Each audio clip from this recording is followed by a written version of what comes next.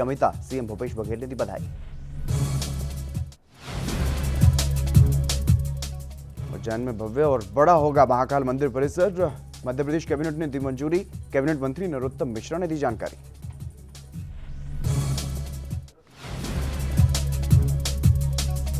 BJP नेता नंदकुमार चौहान की याद में कार्यक्रम, पार्टी के प्रदेश कार्यालय में दी गई श्रद्धांजलि। सीएम शिवराज समेत तमाम नेता रहे मौजूद।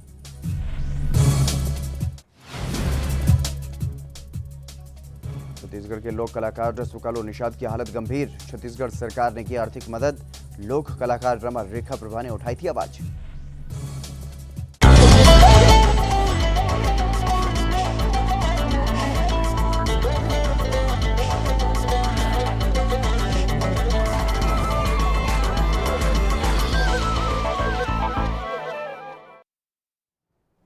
नमस्कार, एएनबी न्यूज देख रहे हैं आप और मैं हूं आपके साथ हितेंद्र। स्वर्णिम मध्य प्रदेश छत्तीसगढ़ में आप सभी का स्वागत है। बुलेटिन का आगाज करेंगे। छत्तीसगढ़ की बेटी अमिता श्रीवास ने अफ्रीका महाद्वीप की सबसे ऊंची चोटी को फतेह किया है, तो उन्हें सीएम भूपेश बघेल ने इस उपलब्धि पर बधाई भी दी है। इस उपलब्धि पर सीएम बघेल ने ट्वीट करके ये लिखा है कि छत्तीसगढ़ की बेटी और अंतर्राष्ट्रीय पर्वतारोही अमिता श्रीवास ने अफ्रीका महाद्वीप की सबसे ऊंची चोटी माउंट किलिमंजारो को फतेह किया, जो कि 5,895 मीटर ऊंची है और ऐसा करने वाली वो छत्तीसगढ़ मूल की पहली महिला भी हैं। इस सफलता पर मैं उनको और उनके परिवार को बधाई देता हूं। हम सबको आप पर गर्व है, ऐसा सीएम भूपेश बघेल ने ट्वीट कर अमिता श्रीवास के लिए लिखा है।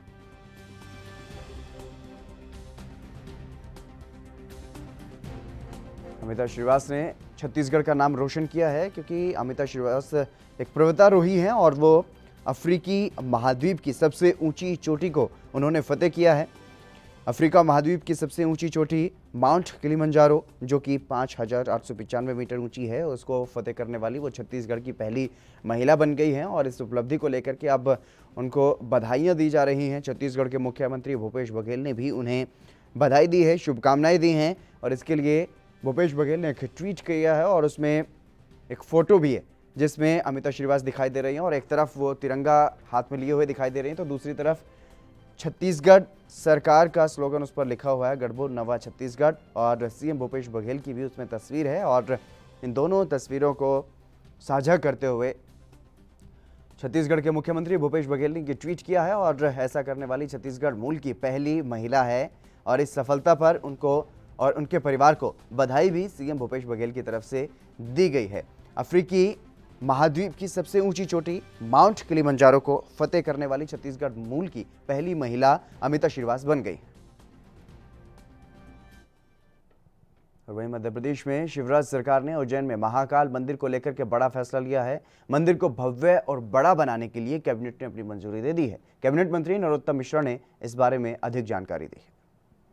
मैं यह कहना यहाँ प्रासंगिक समझता हूँ कि महाशिवरात्रि के पर्व पर बाबा महाकाल के द्वारा आज ये निर्णय हमसे कराया है कि महाकाल मंदिर का परिसर एक भव्य और बड़ा बनाया जाए। इसके लिए 0.462 हेक्टेयर जमीन नगर निगम की महाकाल बाबा को समर्पित की है। उन्हीं की जमीन थी, उन्हीं को दी है। तेरा तुझको अर्पण क्या लागे मोरा, और इसलिए वो जमीन उन्हें देने का आज कैबिनेट के द्वारा। मध्य प्रदेश में विधानसभा की कार्यवाही के बीच गांधी प्रतिमा के सामने कांग्रेस के विधायक फुंदेलाल धरने पर बैठ गए और धरने पर बैठे कांग्रेस विधायक फुंदेलाल लमाको ने यह कहा कि अनुसूचित जाति और जनजाति के छात्रों की छात्रवृत्ति नहीं मिली है, जिसकी वजह से छात्र छात्राएं जो हैं वो धरना प्रदर्शन कर रहे हैं और कई बच्चे अपनी पढ़ाई भी छोड़ चुके हैं। इसलिए मैं भी अब धरने पर बैठा हूं और 3 साल से पुष्पराजगढ़ विधानसभा में छात्रवृत्ति नहीं मिली है। जब तक राशि नहीं मिलती धरने पर बैठा रहूंगा। और साथ ही उन्होंने ये भी कहा कि सरकार केवल दिखावे के लिए अनुसूचित जाति जनजाति पर सिर्फ राजनीति करती है। बच्चे 3 मार्च 2021 से अनवरत महाविद्यालय में ताला बंद करके और धरने पर बैठे हैं। ये सरकार अनुसूचित जाति जनजाति के नाम पर राजनीति करना चाहती है, लेकिन वास्तव में पूरे मध्य प्रदेश में हमारे कई माननीय सदस्यों ने इस बात को उठाया है कि छात्रवृत्ति नहीं मिल पा रही है।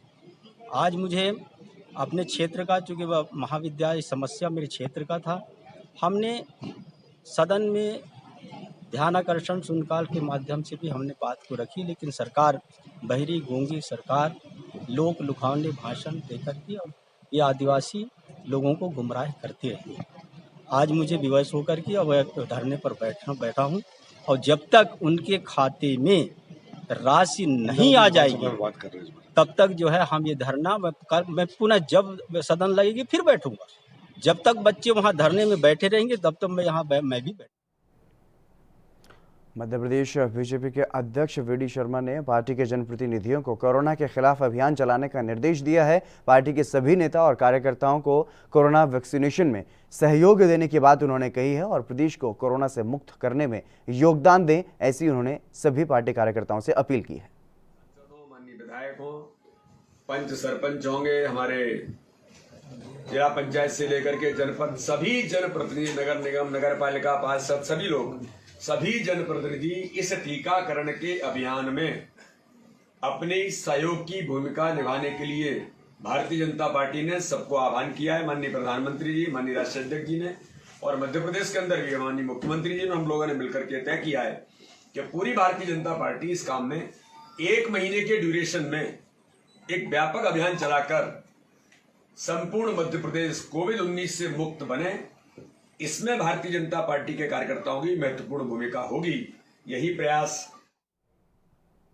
स्वर्गीय सांसद नंद कुमार सिंह चौहान को श्रद्धांजलि देने के लिए बीजेपी के प्रदेश कार्यालय में एक सभा का आयोजन किया गया, जिसमें मध्य प्रदेश बीजेपी के प्रदेश अध्यक्ष वी.डी. शर्मा और सीएम शिवराज सिंह चौहान ने शिरकत की। इस सभा में बीजेपी नेताओं ने नंद कुमार चौहान को श्रद्धांजलि दी। सीएम ने इस दौरान उन्हें याद करते हुए कहा कि मृत्यु शैया पर होने के बाद भी नंदू भैया ने अपने जीवन की चिंता नहीं की, पार्टी की जीत की चिंता की। उन्होंने पूरे जीवन भर इसी चरित्र का प्रमाण दिया। उनका राजनीतिक जीवन बहुत लंबा है। वो 3 बार विधायक रहे, 6 बार सांसद बने। उनकी लोकप्रियता अलग ही थी। सीएम ने मुख्यमंत्री शिवराज सिंह चौहान ने इस दौरान ये भी कहा कि वो कार्यकर्ताओं के हृदय में बसते थे और उनको बचाने के लिए जो भी हो सकता था वो हमने किया।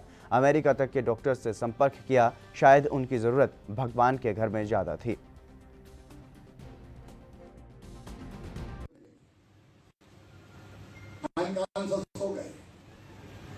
वहां पे चले गए तब वेंटिलेटर पे हम उनको दिल्ली ले गए, अमेरिका तक के डॉक्टरों से सलाह ली, जो हो सकता था दुनिया।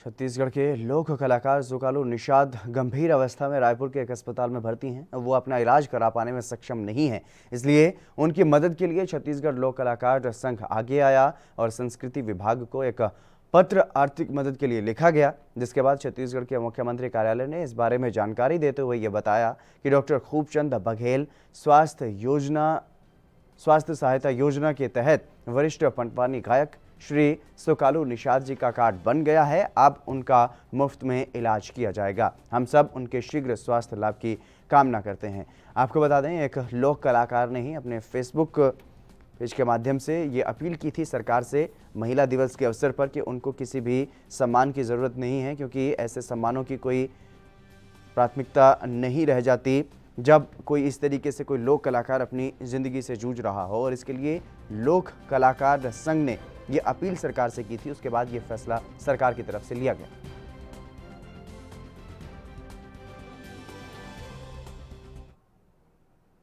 छत्तीसगढ़ जनता कांग्रेस प्रमुख अमित जोगी ने जगदलपुर में प्रेस वार्ता की है। इस दौरान उन्होंने दंतेवाड़ा पुलिस पर सवाल उठाए हैं।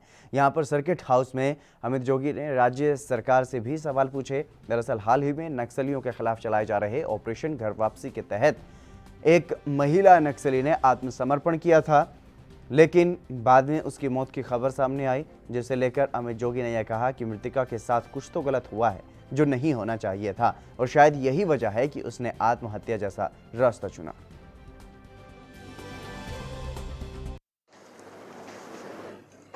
तेईस फरवरी को पुलिस हिरासत में बस्तर की बेटी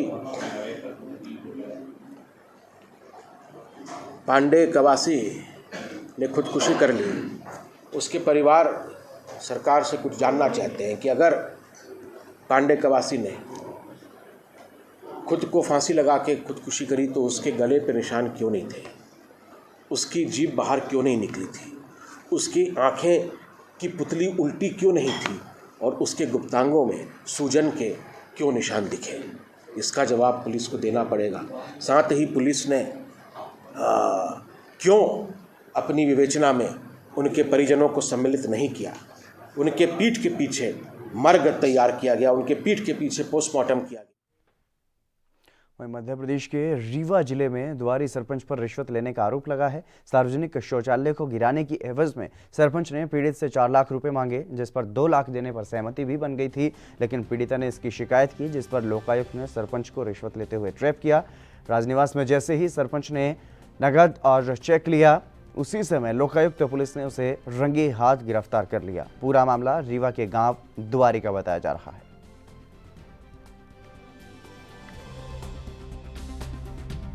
द्वारी में घर बना था, उसके बगल में एक ज़मीन पड़ी थी सरकारी, उसमें इन्होंने हमारे घर के बिल्कुल सामने लेटरिन बाथरूम बनाया। हम मना किए तो नहीं माने। मना करने के बाद फिर एक ने फ़ोन किया हमको, तो आप 2 लाख रुपए दे दो तो ये गिर जाएगा, रोड रुक रही है दोनों तरफ से। हमने कहा कि नहीं भाई, 2 लाख हमारे पास नहीं है। फिर इन्होंने दोबारा फिर फ़ोन करवाया और बोला कि 4 लाख रुपए चाहिए, 4 लाख दो। फिर हमने कहा नहीं है, 2 लाख हम दे सकते। फिर इन्होंने 2 लाख में वो किया, तो हमने 50 आज दिया था। चेक भी दिया था आपने? चेक 1.5 लाख का चेक नहीं लिए थे। चेक हमारे पास है, अभी साहब लोगों को दे दिए हैं। बोले चेक नहीं लेंगे, नगद लेंगे, 50 नगद लेंगे। ग्राम द्वारी के सरपंच नरेंद्र शुक्ला द्वारा शासकीय भूमि पर निर्मित सार्वजनिक शौचालय प्रधानमंत्री ग्रामीण कल्याण योजना के तहत जो निर्माण कराया गया था, उसको गिराने के एवज में शिकायतकर्ता से 4 लाख रुपए की डिमांड की थी। आगामी कार्रवाई के दौरान 2 लाख रुपए पर सहमति उनकी बनी कि 2 लाख रुपए हमको दे दीजिए। आज 50,000 रुपये नगद एवं 1.5 लाख रुपए का चेक देते हुए रंगे हाथ सरपंच द्वारी नरेंद्र शुक्ला को ट्रैप किया गया। अग्रिम कार्रवाई जारी। उनसे क्यों गिराया जा रहा था? गिराने की बात की वहाँ से प्रस्तावित रोड निर्माण का कोई योजना थी, उसके तहत उसको गिराए जाने का। चलिए, बुलेटिन में बस इतना ही। आप बने रहिए ANB न्यूज़ के साथ।